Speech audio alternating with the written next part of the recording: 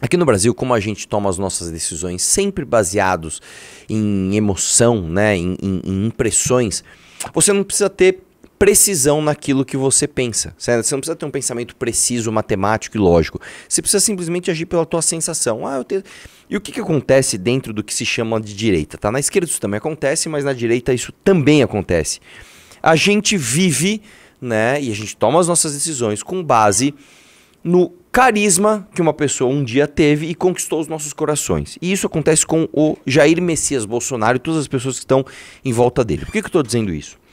Aqui no Brasil, cara, quando você chega uma pessoa que apoia o Bolsonaro, não importa o que você fala pra ela, se aquilo fere o teu sentimento. Inclusive, uma vez o Wesley de lá no Gar, ele me mandou um artigo muito bom, até vou ver se eu coloco aqui, pra mostrar como é que isso funciona. Porque o nosso cérebro, ele tende a não querer... Ó, eu vou mandar pra você o seguinte, ó, eu vou mandar uma imagem, e eu só estou mandando porque eu sou autorizado a vazar esta imagem, né? Okay. De como o nosso cérebro funciona quando a gente é confrontado com algo que a gente não gosta. Eu vou dar um exemplo prático disso, depois eu vou ler a teoria sobre isso, né? Que tá em 2 livros que eu recebi as imagens. O primeiro é o seguinte, a primeira coisa é o seguinte, o que aconteceu na prática. Ontem eu fui comer o meu famoso omelete pós-treino de jiu-jitsu, né? Na lanchonete que eu sempre como. E aí o dono lá, um cara super gente boa, adoro ele. Só que ele é o famoso mais-ou-minion. O que é o mais-ou-minion? Mais-ou-minion é aquele cara que ele é bolsonarista, mas não quer assumir, né? Você fala, mas você gosta do Bolsonaro? Eu quero que político se foda! Mas o Bolsonaro tá batendo de frente com o sistema, entendeu? É esse tipo de cara. Aí ontem cheguei lá pra comer o cara, e aí, tudo bem, beleza? Aí, meu, seguinte, meu, e aí, meu, e esse Lula, hein? Sai ou não sai? Aí eu falei, não sei, meu, com essa oposição que a gente tem aí tá difícil.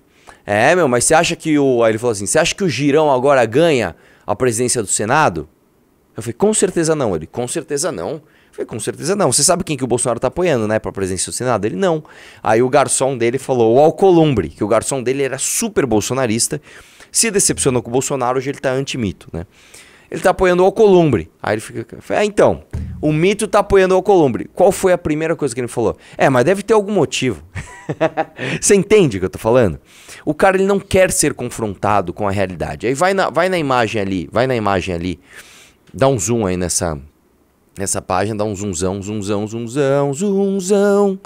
Vamos lá, A Mente Moralista, né? Esse livro, na verdade, é aquele livro que eu já falei aqui uma vez na live, que é aquele livro que tem um teste que você faz, que ele vai te fazendo perguntas, né? Por exemplo, sei lá, o teu pai, antes de falecer, te deu uma bandeira e achou que era muito importante aquela bandeira pra ele. Só que você não liga pra aquilo. Você usaria essa bandeira como pano de chão? Sabe? Tipo, essas perguntas que vão fazendo com que você tenha um diagnóstico de como você pensa. Se pra você o cuidado é mais importante, a liberdade é mais importante, a pureza, né, é uma coisa mais importante e tal. E aí é o seguinte, cadê? Desce aí, não é aí?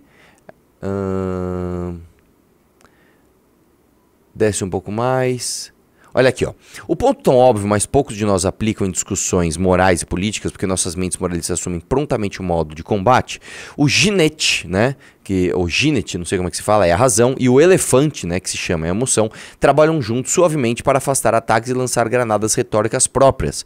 O desempenho pode impressionar nossos amigos e mostrar aos aliados que somos membros comprometidos da equipe, mas, por melhor que seja a nossa lógica, não fará os nossos oponentes mudarem de ideia se eles também estiverem no modo de combate. Se você realmente deseja fazer alguém mudar de ideia em questões morais ou políticas, precisará ver as coisas do ponto de vista dessa pessoa e também do seu. E, se realmente vir como outra pessoa, profunda intuitivamente, pode até ver sua própria mente se abrindo em resposta. A empatia é o antídoto para a moralidade, embora seja muito difícil ter empatia em meio a uma divisão moral. O que ele está dizendo aqui?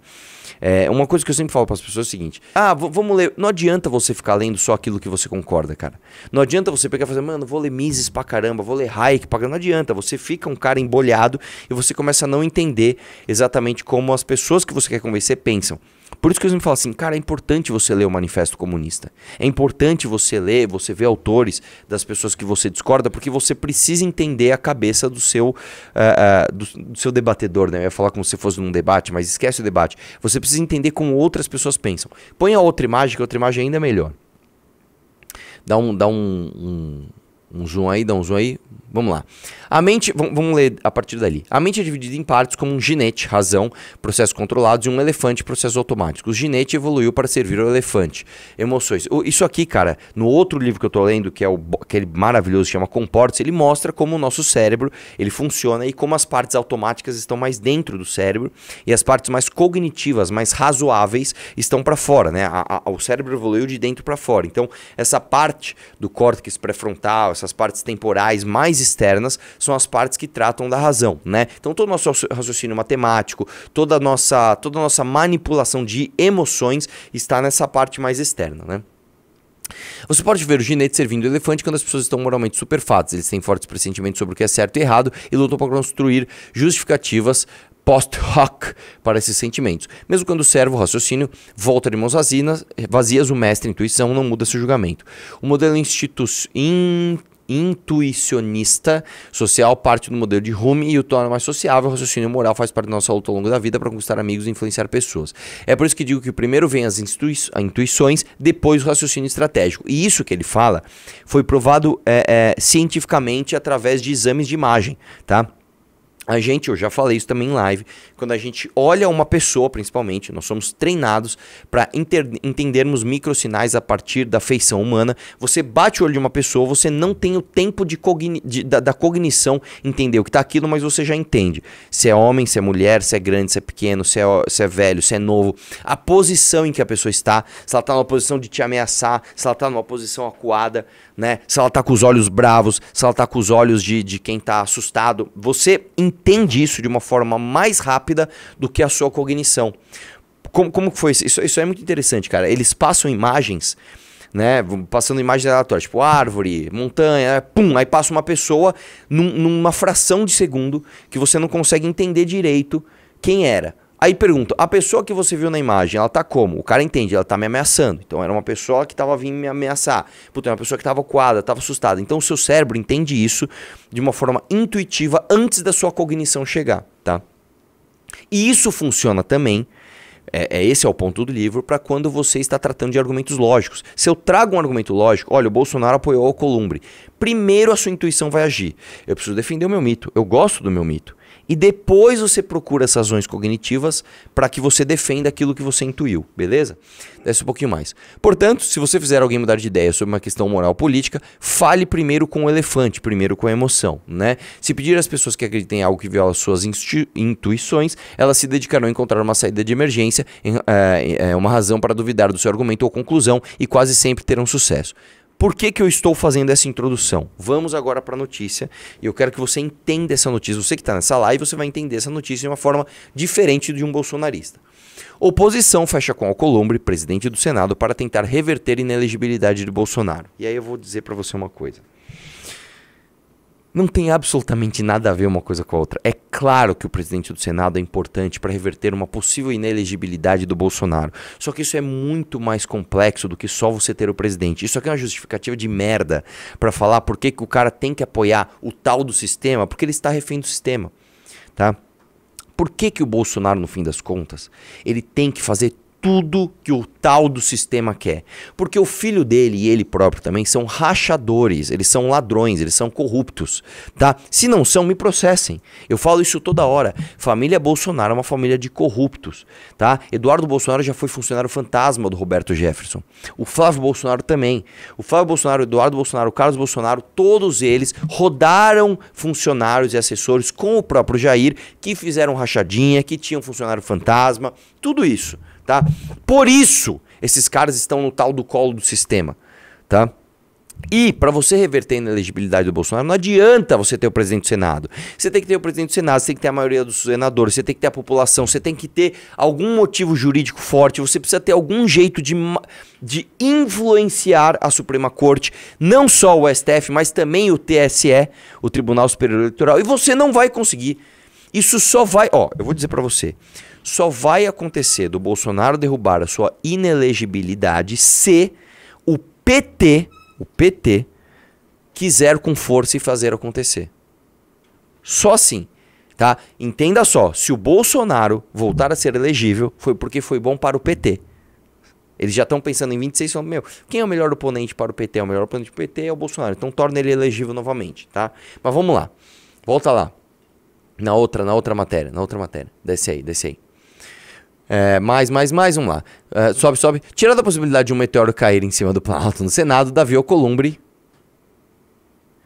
Cadê? Davi Alcolumbre será eleito presidente da casa nesse sábado, com apoio da maioria expressiva da oposição e da base da oposição, do apoio do governo Lula. O arranjo finaliza uma aliança de longo prazo entre a tropa de elite de articulação bolsonarista no Senado, com vistas a ainda antes de 26 colocar a votação em projeto que prevê a revisão da inelegibilidade de Jair Bolsonaro. O acordo foi costurado, segundo o blog apurou, por nomes como Ciro Nogueira, Flávio Bolsonaro e contempla uma parceria de longo prazo. Numa conversa franca, os líderes da oposição disseram ao Alcolumbre que sabem que, nesse momento, se elegeria presidente do Senado só com o apoio de Lula e que uma aliança com a oposição renderia a ele também a garantia da reeleição para o comando do Senado em 27. A oposição trabalha com a tese de que, nas eleições nacionais de 26, fará a maioria no Senado, independentemente da candidatura ou não de Lula à reeleição. Só uma coisa, você entende como o Alcolumbre, né, para se manter no poder do Senado, ele está cagando porque é direita, porque é esquerda, porque, cara, o cara tá cagando para ele. O cara só quer fechar a curva. Não, como é que eu faço para ficar o maior tempo possível aqui nesse cargo? É isso,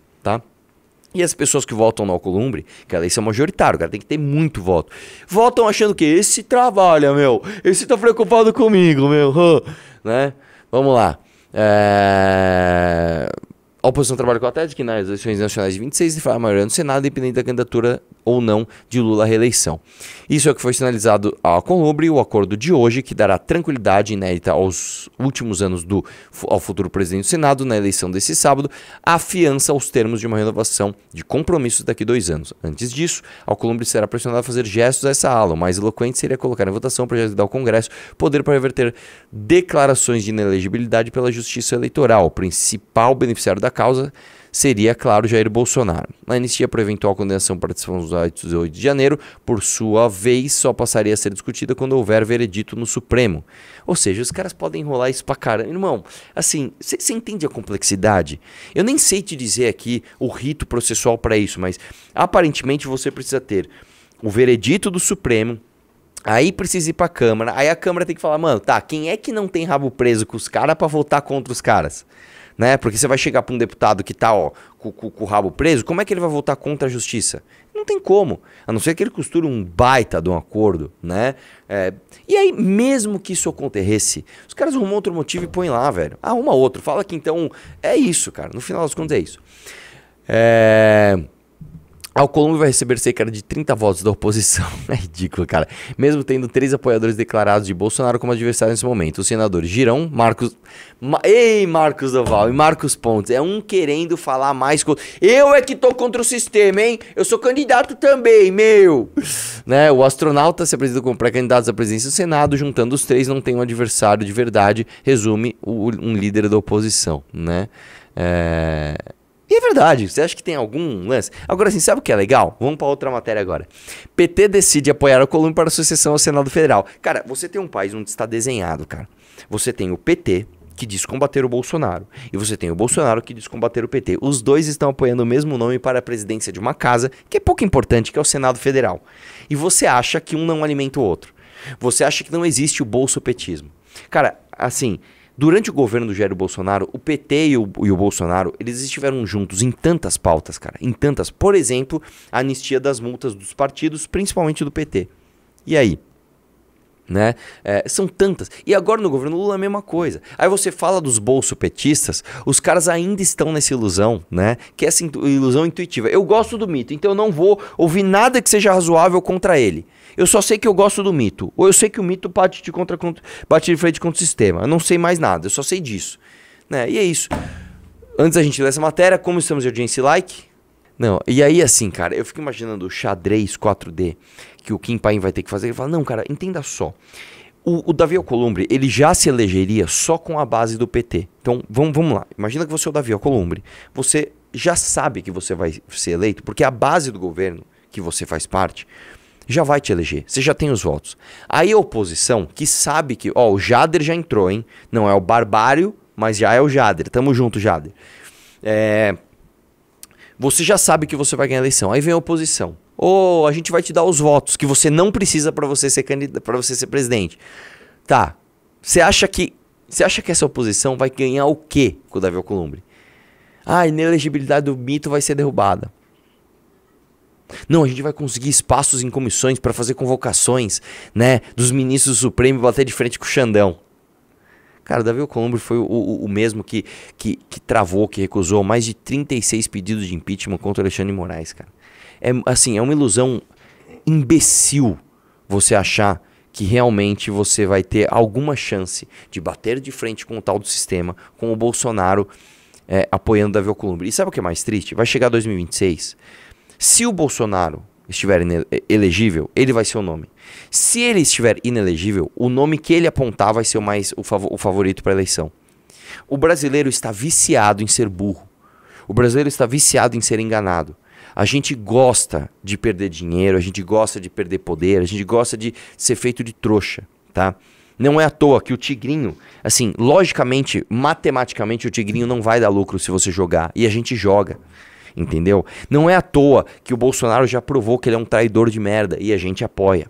Entendeu? Porque a gente é esse povo, cara. E aí, eu vou trazer um vídeo que mostra, assim, cara, o cara mandou assim, Arthur, dúvida sincera, então o outro lado teria todas as comissões? Vale a pena isso? Eu não entendi o que você quis dizer com a sua pergunta, cara, mas basicamente, não, cara, a oposição não vai ter nada, cara. Se tiver uma coisinha ou outra, vai ser sempre combinado com os outros senadores para que aquilo não faça barulho pro governo. Entendeu? Não é um negócio assim, vamos entregar uma ferramenta importante na mão da oposição, porque eles senão sem eles eu não consigo o apoio para ser presidente do Senado. Isso não acontece, cara. Eles vão ter, sabe o que, cara? Eles vão ter algumas coisas para eles fazerem barulho, lacrar nas redes, fingir que estão trabalhando, e o governo vai falar, beleza, deixa ele fazer o show deles, agora passa o que eu quero.